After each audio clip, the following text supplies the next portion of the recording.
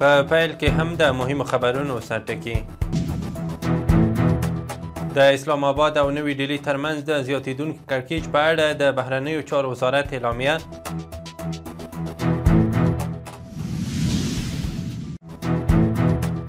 پکتیا کې د قطري میرمنو له لوري د 800,000 امریکایي ډالرو په لګښت د 100 کورونو جوړولو چارو پیلېدل. د ریاست الوزرا اقتصادي مرستیال په مشرۍ د ملي تدارکات کمیسیون له لوري د 21 پروژو تعدیل او منظورېدنه.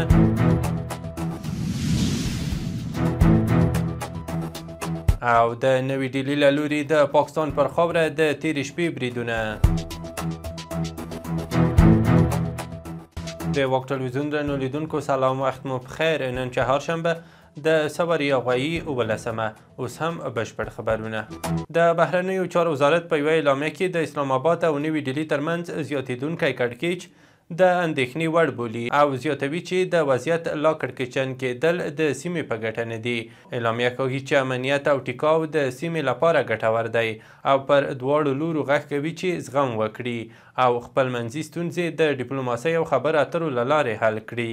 بل پلو د پاکستان د لومړي وزیر مرستیال او دغه هیواد د بهرنیو چارو وزیر محمد اسحاق ډار او د افغانستان د بهرنیو چارو سرپرست وزیر امیرخان متقي په یوه ټلیفوني اړیکه کې کابل ته د اسحاق ډار تر سفر وروسته د سوداګرۍ د خلکو ترمنځ اړیکو او اقتصادي او سیاسي اړیکو په برخه کې پرمختګ ستایلی دی. د پاکستان بهرنیو چارو وزارت د خبرپاڼې له مخې دواړو لورو د اوږدمهاله همکاریو له لارې سیمه کې د سولې امنیت لپاره پر لوړې کچې تعامل ټینګار کړی دی. اسحاق ډار دغه ټلیفوني اړیکه کې سولې او د پاکستان د حاکمیت ساتنې ته د دغه هیواد پر ژمنتیا ټینګار کړی دی. خبرپاڼه کې راغلي چې امیرخان متقي یو ځل بیا اسحاق ډار ته د کابل د سفر بلنه ورکړې ده. د بندیانو په چارو کې د امریکا د ولسمشر ډونالډ ټرمپ ځانګړي استازي پر ایکس لیکلي له اسلامي امارت سره د بندي محمود حبیبي له نیول کېدو 0 ورځې پوره شوې دي. نوموړي زیاته کړي چې اوس هم د حبیبي او بل هر امریکایي بندي خوشي کولو ته ژمن دي.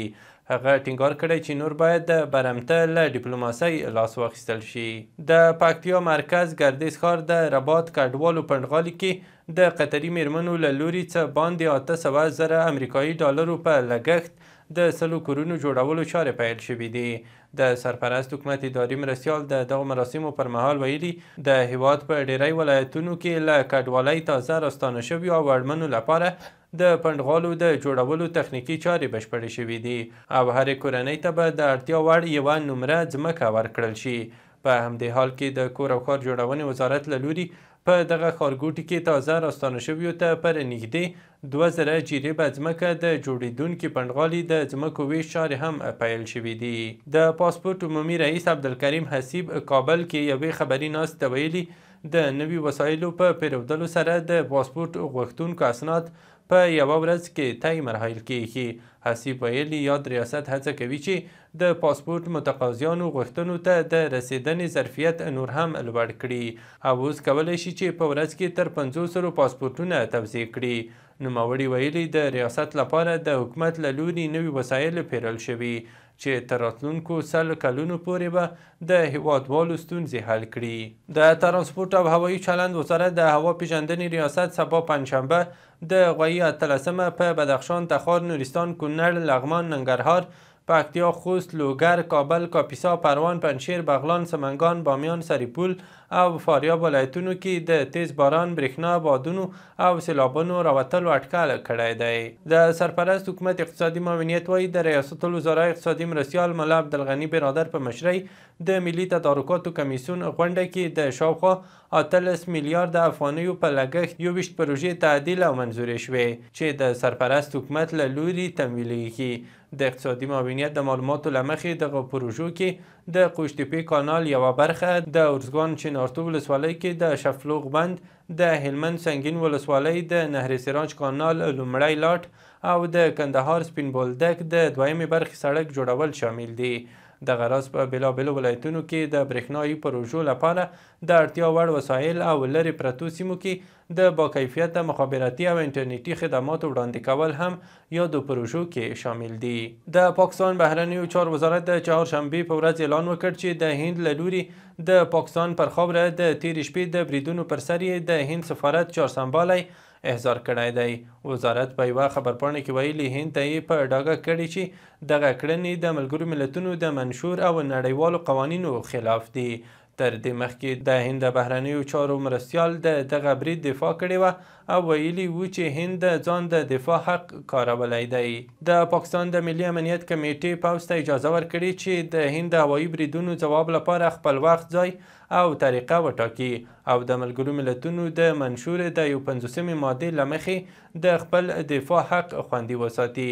اکسپریس ټریبیون د راپور له مخې دغه پریکړه د پاکستان د ملي امنیت کمیټې د یوې فوقالعاده غونډې په ترڅ کې شوې چې د لومړي وزیر شهباز شریف په مشرۍ په اسلام آباد کې جوړه شوې ده. په اعلامیه کې ویل شوي چې دا بریدونه بې دلیله بزدلانه او د ناقانونه جګړې اعلان دی. رویټرز ویډیوګانو په خپرولو سره ویلي د هند 3 جنګي جیټ الوتکې د دغه هیواد تر کنټرول لاندې جمو او کشمیر کې الوېدلې دي. رویټرز د جمو او کشمیر د ځایي مسؤلینو په حواله راپور ورکړی چې د دغو الوتکو پاتې شونې د پاولانا ولسوالۍ په ویان کلي کې لیدل شوي دي. له دې مخکې پاکستاني پوځ ادعا کړې وه چې د هند 15 جنګي الوتکې په نښه کړې، خو هند تر اوسه په دې اړه څه نه دي ویلي.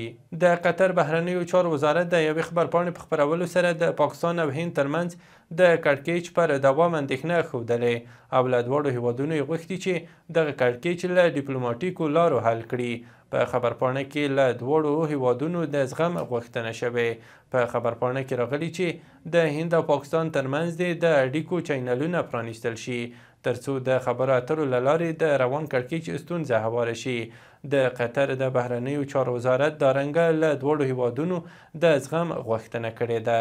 د ایران بهرنیو چارو وزیر سید عباس عراقچي د فارس خلیج په نوم د بدلون په اړه د راپورونو په غبرګون کې ویلي سیاسي هڅې د دغه تاریخي نوم د بدلون لپاره د ایران او ایراني ولس پر وړاندې د دښمنۍ څرګندونه کوي او په دې برخه کې هر ډول اقدام به نه قانوني اعتبار ولري او نه به اغېزناک وي.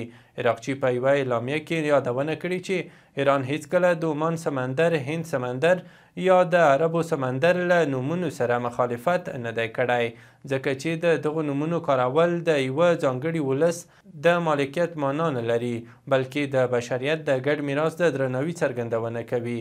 تر دې مخکې د 2 امریکایي چارواکو له قوله داسې راپورونه خپاره شوي وو چې ډونالډ ټرمپ نیت لري د سعودي عربستان د سفر پر مهال اعلان وکړي چې له دې وروسته به امریکا فارس خلیج ته د عربي خلیج نوم کاروي. سپینې ماڼۍ ته د کاناډا لومړي وزیر مارک کارني له سفر سره د امریکا ولسمشر ډونالډ ټرمپ هغه پرېکړه چې له مخې کاناډا باید د امریکا یو 50م ایالت شي په کلکه رد کړ او ویلي دي چې کاناډا د پلور لپاره نه ده. په پرونۍ مخامخ خبرو کې کارني له ټرمپ غوښتي چې کاناډا ته د یو 50م ایالت په توګه اشاره کول ودروي او زیاته کړې ده چې ځینې ځایونه د پلور لپاره نه دي. او وروستی خبر هم دا چې رویټرز خبري اژانس راپور ورکړی چې د سوریې ولسمشر احمد شره به د فرانسې پلازمینې پاریس ته د دغه هیواد له ولسمشر ایمانوئل ماکرون سره وګوري. دا اروپا ته د احمد الشره لومړنی سفر یاد شوی دی. واک ته د احمد شره له رسیدو وروسته هغه د منځني ختیځ ځینو هیوادونو ته سفرونه کړي دي. درنو لیدونکو له ملتیا مو مننه. وروستي او مهم خبرونه مو هم دومره وو.